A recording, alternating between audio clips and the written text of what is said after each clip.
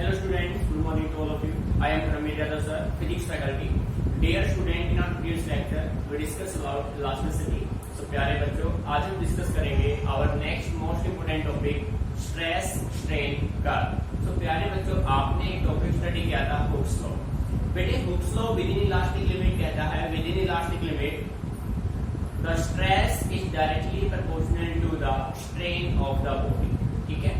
तो प्यारे बच्चों, इलास्टिसिटी के कंसेप्ट को, स्ट्रेस और स्ट्रेन की कंसेप्ट को अब हम एक डायग्राम से अंडरस्टैंड करेंगे और उस डायग्राम को हमने नाम दिया है स्ट्रेस स्ट्रेन कर्व. ठीक है बेटे, देखो भाई. तो प्यारे बच्चों, हेडिंग बना लीजिए, काफी इंपोर्टेंट टॉपिक है आपका ये. ठीक है. अब जो आप करने वाले हैं, क्लियर है, टॉपिक आपका है स्ट्रेस स्ट्रेन कर्व. हेडिंग बना लीजिए सभी बच्चे. ठीक है. टॉपिक आपका है स्ट्रेस स्ट्रेन कर्व. बेटा इसको एक डायग्राम से हम अंडरस्टैंड करेंगे कि कोई भी बॉडी जो है आप उसको कितना एलोंगेट करें कि वो इलास्टिक रेंज में रहे, फिर उसके बाद उसका प्लास्टिक रेंज आ जाए. ठीक है. तो इन सभी को हम स्टडी करेंगे with the help of a graph. ठीक है. तो अपना टॉपिक बना स्ट्रेस स्ट्रेन कर्व. अब बेटे आपका कंप्लीट फोकस बोर्ड पे होना चाहिए.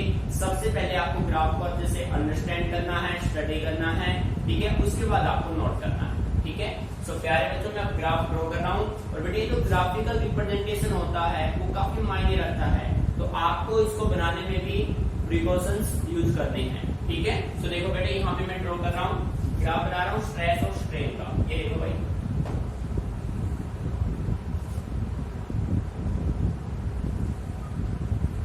इस साइड हमने ले लिया स्ट्रेस, y एक्सिस पे है स्ट्रेस, ओरिजिन हो गया, और x एक्सिस पे हमने ले लिया स्ट्रेन.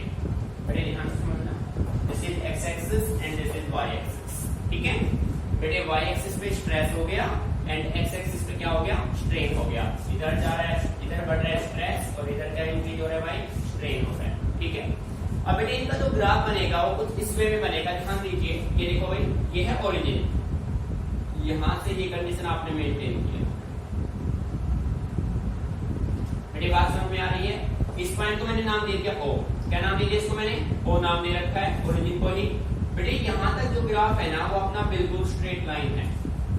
ये जो लाइन आपका है ना ये बिल्कुल स्ट्रेट है. ध्यान से सुनना कैसे हम इसको ड्रॉ करेंगे, उसी के बेसिस को स्टडी आप करोगे.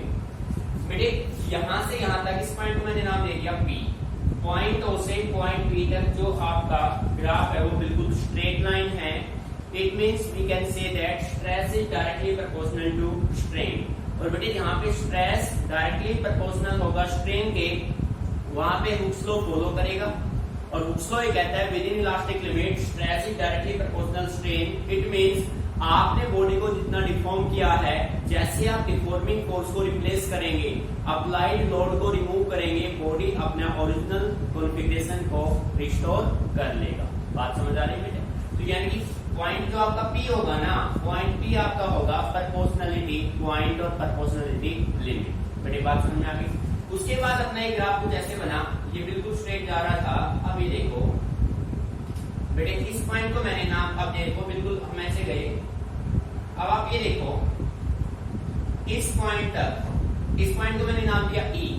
पॉइंट P से पॉइंट E तक क्या आपका ग्राफ स्ट्रेट लाइन है? नहीं है. पॉइंट P से point E the graph is not straight line. Graph अपना स्ट्रेट लाइन नहीं है. पर बेटे जैसे आप पॉइंट P से पॉइंट E तक अप्लाइड लोड, बेटे अप्लाइड लोड का मीनिंग है डिफॉर्मिंग फोर्स. जैसे ही आप डिफॉर्मिंग फोर्स को रिमूव करेंगे, ये बॉडी अपने ओरिजिनल शेप को रिगेन कर लेगा.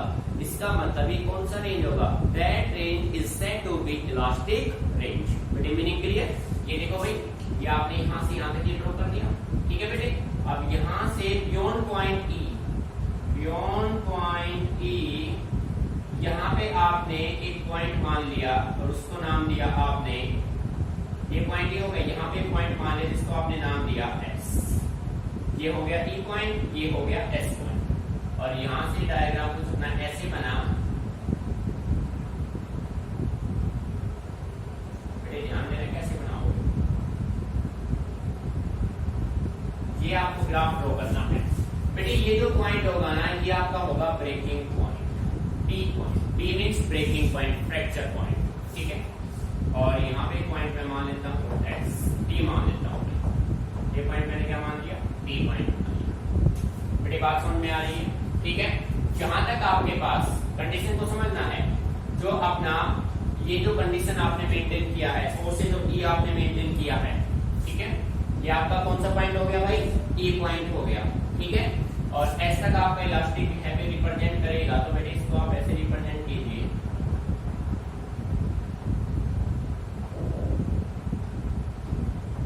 इसको आपने नाम दे दिया कोऑर्डिनेट्स। ब्रेक समझ में आ रहा है बेटे। सबसे पहले आपको इस डायग्राम को अच्छे से अंडरस्टैंड करना है, ये डायग्राम कैसे हमने बनाया है वो सब आपको देखना है, ठीक है। अब ये डायग्राम बिल्कुल परफेक्ट डायग्राम आपका बन चुका है, बिल्कुल परफेक्ट। अब हम इसकी स्टडी करेंगे कैसे हमने इसको ड्रॉ किया है और कौन सा पॉइंट इसको रिप्रेजेंट करना है, ठीक है। एक बार अच्छे से इसको आपको ड्रॉ करना है, समझ लीजिए पहले, अभी कुछ भी राइट आपको करना नहीं है, फिर हम इसकी करते हैं स्टडी, ठीक है। अच्छे से ऑब्जर्व कीजिए, ये ग्राफ बेटे अच्छे से बनाना है, आपको ये ध्यान रखना है, ठीक है। सो बेटे आप इसकी स्टडी करते हैं शुरू, ठीक है। पॉइंट नंबर 1 देखो, ध्यान से सुनना। Point number 1, from point O to P, point O से पॉइंट पी तक, बेटे ध्यान देना, पॉइंट ओ से पॉइंट पी स्ट्रेस किसके प्रोपोर्शनल है, स्ट्रेन के है। और बेटे जहां पे स्ट्रेस डायरेक्टली प्रोपोर्शनल होगा स्ट्रेन, वहां पे हुक स्लो फॉलो करेगा, और हुक स्लो फॉलो करेगा इसका मीनिंग ये हुआ कि आपने बॉडी को जितना एलोंगेट किया, बॉडी सेम क्या होगा, रिस्टोर होगा। तो बॉडी आपका क्या है, इलास्टिक है ना भाई, ठीक है। तो बेटे यहाँ पे हम राइट करते हैं from point O to P, from point O to P stress directly proportional किसके है बेटे, स्ट्रेन के। और जहां पे स्ट्रेस डायरेक्टली प्रोपोर्शनल होगा स्ट्रेन के, वहां पे बेटे कौन सा लॉ फॉलो होगा, इसको फॉलो करेगा, हुक्स लॉ को फॉलो करेगा, Hooke's law is obey. From point O to P stress is directly proportional to strain, stress directly proportional जब स्ट्रेन के होगा तो बेटे कौन से लॉ को फॉलो करेगा, हुक्स लॉ को फॉलो करेगा, ठीक है। And point P is called proportionality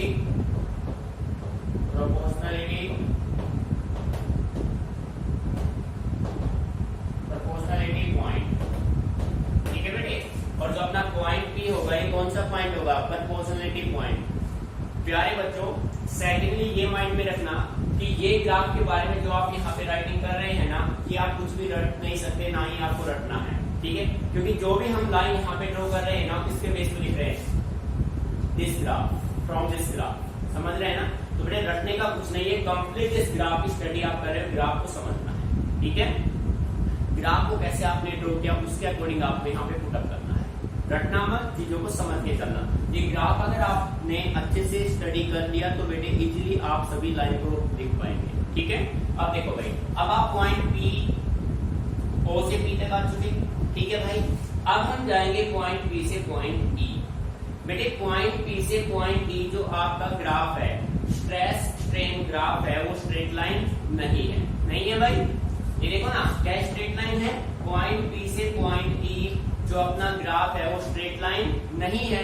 graph straight line नहीं है, इसका मतलब हुक्स लॉ को फॉलो नहीं करेगा। पर अब हम करते क्या हैं, अब हमने जो लोड अप्लाई कर रखा है बेटे, अप्लाइड लोड का सिंपल मीनिंग है डिफॉर्मिंग फोर्स। अब हम डिफॉर्मिंग फोर्स को रिमूव कर देते हैं तो ये जो बॉडी है वो अपना ओरिजिनल कॉन्फ़िगरेशन को रिगेन कर लेता है। इट मींस पॉइंट ई तक कौन सा रेंज है, इलास्टिक रेंज। भाई आपने किसी बॉडी को एलोंगेट किया, जैसे आपने डिफॉर्मिंग फोर्स रिमूव किया, बॉडी ने अपना ओरिजिनल शेप रिस्टोर किया, इट मींस बॉडी का बिहेवियर क्या है, इलास्टिक बिहेवियर है भाई। बट यार हमें नहीं समझ में, तो सेकंड पॉइंट अपना बनेगा, ध्यान से समझना है बेटे, ध्यान से। From point P to E, from point P to E, point P से point E, stress is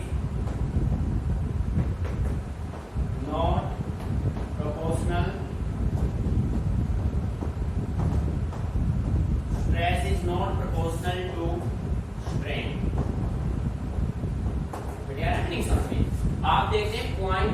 point ई तक स्ट्रेस और स्ट्रेन दोनों डायरेक्टली प्रोपोर्शनल नहीं है, ठीक है। तो बेटे देखो, from point P to E stress is not proportional to strain, but if load is remove. बेटे लोड का मीनिंग क्या है? लोड मीन्स है डिफॉर्मिंग फोर्स। मैं यहाँ पे राइट कर देता हूँ, deforming force. Load is remove, load is removed, then the body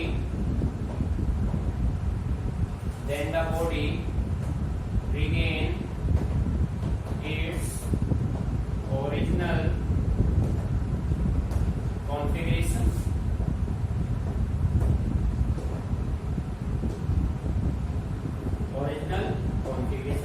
So प्यारे बच्चों, प्रैक्टिकल बात है, जब हम किसी बॉडी पे डिफॉर्मिंग फोर्स लगा के उसको एलोंगेट करें और जैसे हम डिफॉर्मिंग फोर्स को रिमूव कर दे तो बेटे बॉडी अपना अगर ओरिजिनल शेप रिगेन कर रहा है तो कौन से रेंज में है? That range is said to be elastic range, ठीक है। सो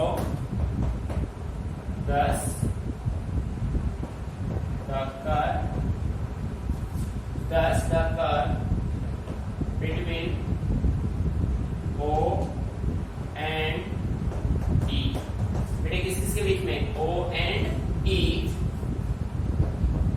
is in इलास्टिक रेंज। बेटे कौन से रेंज में होगा? इलास्टिक रेंज में होगा। Point E is called elastic point. Point E is called elastic point. बेटे पॉइंट जो आपका E होगा वो कौन सा पॉइंट होगा? That is elastic point. Meaning समझ में आ रहा है? और बेटे सेकंड आपसे ये भी पूछा जा सकता है कि जब तक बॉडी इलास्टिक रेंज में है तो वहां पे कौन सा फोर्स यूज हो रहा है? आप ये कह सकते हैं in elastic range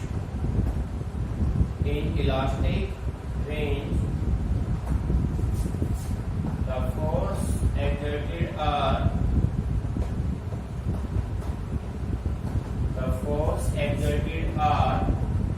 conservative force. बेटे कौन से फोर्स यूज हो रहे हैं? Conservative force. कौन से फोर्स यूज हो रहे हैं? कंजर्वेटिव। बेटे एक पॉइंट को अच्छे समझना है आपको, ध्यान से बिल्कुल केयरफुली, ठीक है। अब देखो इसी के बेस पे मैं ये कह सकता हूँ, ध्यान देना, डायग्राम पे जाओ। जो आपका पॉइंट पी है, यहाँ पे मैं राइट कर देता हूँ। बेटे पॉइंट पी कौन सा पॉइंट है? प्रोपोर्शनलिटी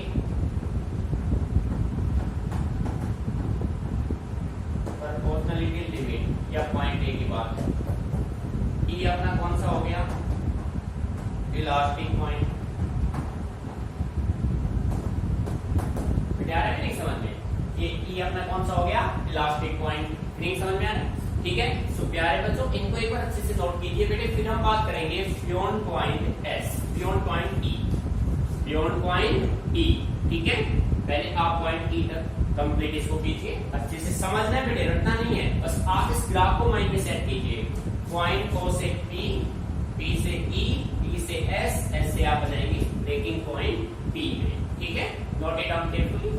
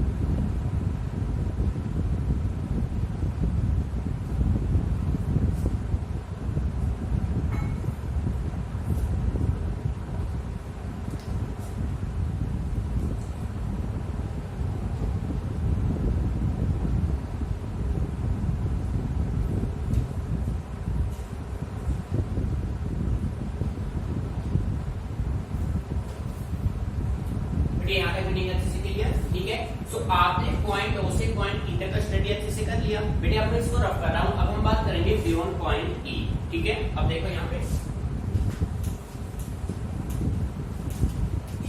बेटे अच्छे समझना है प्रैक्टिकली बिल्कुल चीजों, ठीक है, रटना नहीं इनको। ये देखो भाई बेटे अब हम कह सकते हैं पॉइंट नंबर 3 यहाँ पे हमने पुटअप किया, ये देखो।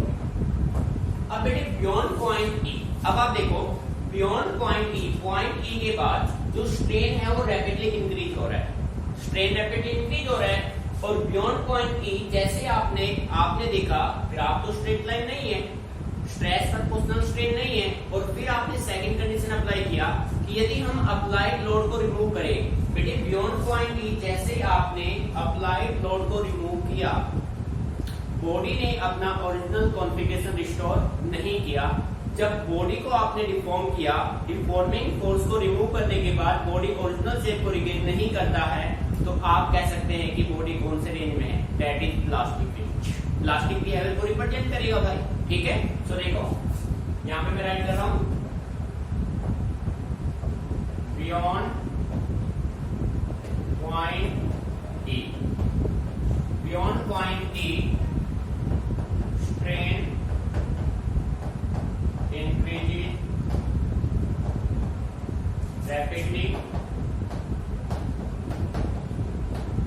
strain increases rapidly if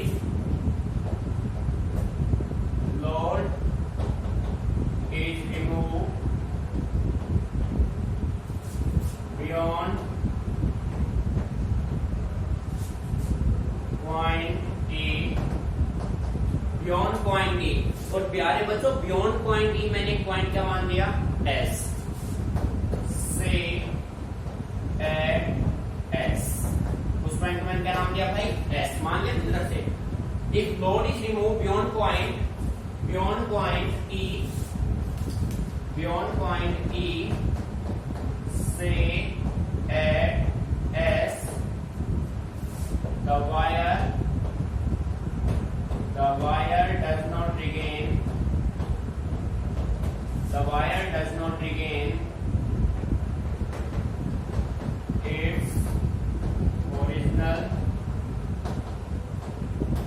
its original length। बेटे मीनिंग आ रहा है समझ में भाई। बियॉन्ड पॉइंट ई आपने एक पॉइंट मान लिया एस, बियॉन्ड पॉइंट ई आपने एक पॉइंट लिया एस। तो बेटे पॉइंट एस पे जैसे ही आपने लोड रिमूव किया तो आपने देखा कि बॉडी ने अपना ओरिजिनल कॉन्फ़िगरेशन रिस्टोर नहीं किया।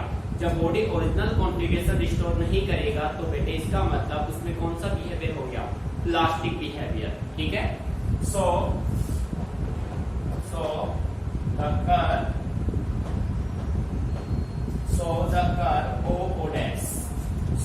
कर्व ओ डैश बेटे कौन सा होगा, so the curve O dash is permanent set,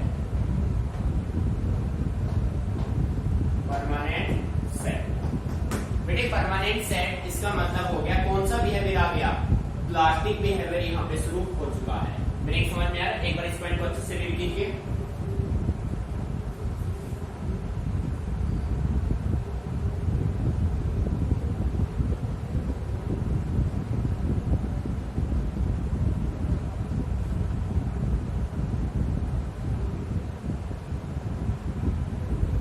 बेटे मेरी यहाँ तक अच्छे से क्लियर। अब देखो भाई यहाँ पे मैं राइट करता हूँ फर्दर। अब देखो बेटे अब जैसे आपने स्ट्रेस को इंक्रीज किया, स्ट्रेन भी अपना क्या हो रहा है, इंक्रीज हो रहा है। कब तक इंक्रीज होगा, जब तक कि ब्रेकिंग पॉइंट बी रीच नहीं होगा, जब तक कि आप ब्रेकिंग पॉइंट बी पे नहीं पहुंच जाएंगे। समझ रहे हैं। सो हम यहाँ पे राइट करते हैं further increase in stress, further increase in stress corresponding to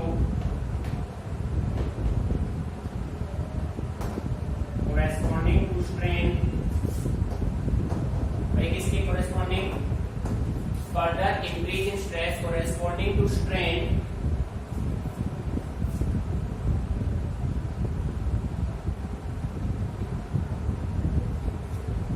corresponding to strain increases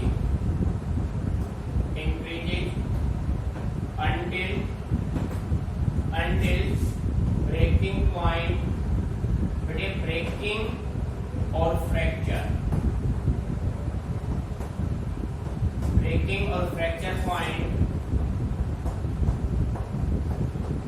B is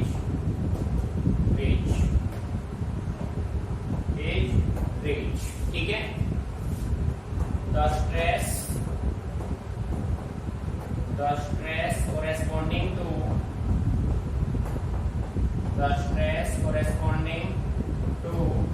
breaking point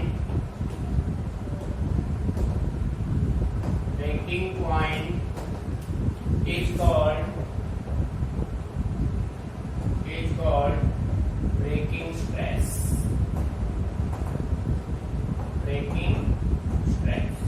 देखो बेटे ध्यान दीजिए भैया, हमने क्या किया, अब हम पॉइंट ई से बियॉन्ड की बात करते हैं, बियॉन्ड पॉइंट ई।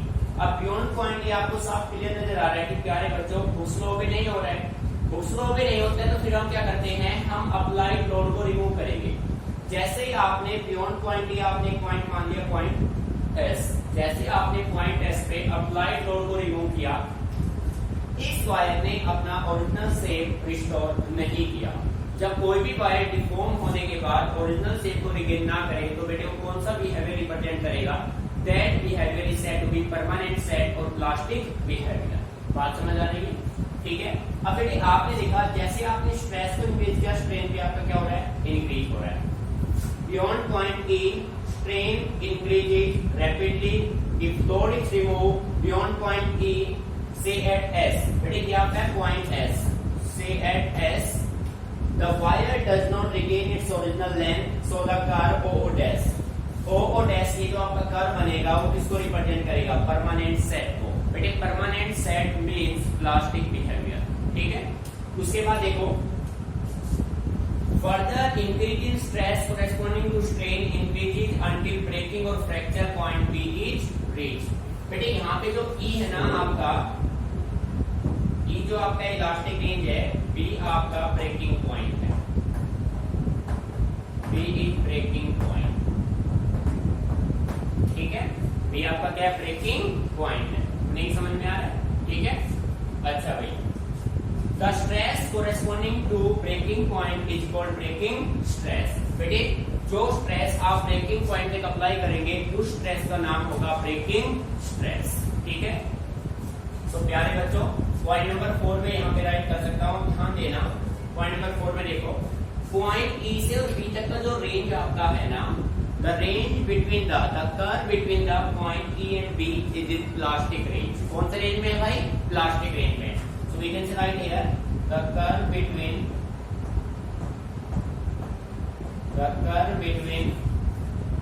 किस के बीच का, the curve between point E and B is in plastic range because beyond point E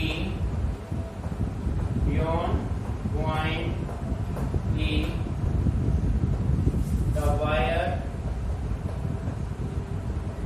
is permanent set। बेटे यार नहीं समझ में भाई, जो पॉइंट ई और एस ई के बीच का जो कर्व होगा वो आपका कौन सा होगा, that is in plastic range, क्योंकि पॉइंट ई के बाद जो अपना वायर है, जो बॉडी है वो परमानेंट क्या है, सेट है, ठीक है। तो प्यारे बच्चों इस ग्राफ को, इस कर्व को सीरियसली अच्छे से स्टडी आपको करना है। बेटे जितने भी जो 4 पॉइंट हमने यहाँ ड्रॉ किए है ना, ये 4 पॉइंट किसके बेस पे राइट किया हमने, on the basis of this graph, ठीक है। सो प्यारे बच्चों इस ग्राफ को अच्छे से आपको स्टडी करना है। एक बार मैं फिर आपको क्लियर कर देता हूँ कि प्यारे बच्चों पॉइंट ओ से बी स्ट्रेस प्रोपोर्शनल है स्ट्रेन के, जहां पे स्ट्रेस प्रोपोर्शनल होगा स्ट्रेन के, उस लो को फॉलो करेगा, ठीक है। इलास्टिक लिमिट में रहेगा, जितना बॉडी को डिफॉर्म करेंगे सेम बॉडी रिस्टोर होगा, ठीक है। पॉइंट पी से पॉइंट ई आपने देखा कि stress not proportional to strain, क्योंकि ग्राफ स्ट्रेट लाइन नहीं है। अब आपने क्या किया, आपने पॉइंट पी और ई के बीच में जो लोड आपने डिफॉर्मिंग फोर्स जो आपने अप्लाई कर रखा है बॉडी या वायर पे, जैसे ही आपने अप्लाइड लोड को रिमूव किया, बॉडी अपने ओरिजिनल शेप को रिगेन कर लेता है। जब आप किसी बॉडी पे अप्लाइड फोर्स को रिमूव कर दो और बॉडी ओरिजिनल शेप को रिगेन कर ले, तो बेटे वो रेंज आपका होता है इलास्टिक रेंज। सो पॉइंट ई हो जाएगा इलास्टिक रेंज पे, और इसका जो स्ट्रेन होगा वो होगा यील्ड स्ट्रेंथ। क्या होगा? यील्ड स्ट्रेंथ होगा। समझ रहे हैं? ठीक है, पॉइंट ई पे जो स्ट्रेन होगा उसको आप नाम देंगे यील्ड स्ट्रेंथ। समझ में आ रहा है बेटे? उसके बाद आपने क्या किया, बियॉन्ड पॉइंट ई के उस साइड, पॉइंट ई के बाद आपने पॉइंट मान दिया एस। जैसे आपने बियॉन्ड पॉइंट ई अप्लाइड फोर्स को रिमूव किया, बॉडी ने अपना ओरिजिनल शेप रिगेन नहीं किया, इसका मतलब बियॉन्ड पॉइंट ई बेटे कौन सा रेंज स्टार्ट हो गया? Elastic range. और पॉइंट बी पे जाके अपना जो वायर है वो ब्रेक हो जाता है, इसका मतलब पॉइंट बी अपना कौन सा पॉइंट है? Breaking point.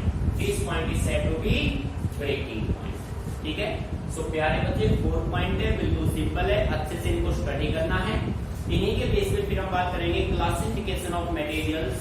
ठीक है, जैसे अपने पास 3 टाइप्स होते हैं, एक होता है ब्रिटल, एक होता है डक्टाइल और एक होता है इलास्टोमर्स। ठीक है, सो प्यारे बच्चों अच्छे से इसकी स्टडी करनी है, नोट इट डाउन केयरफुली।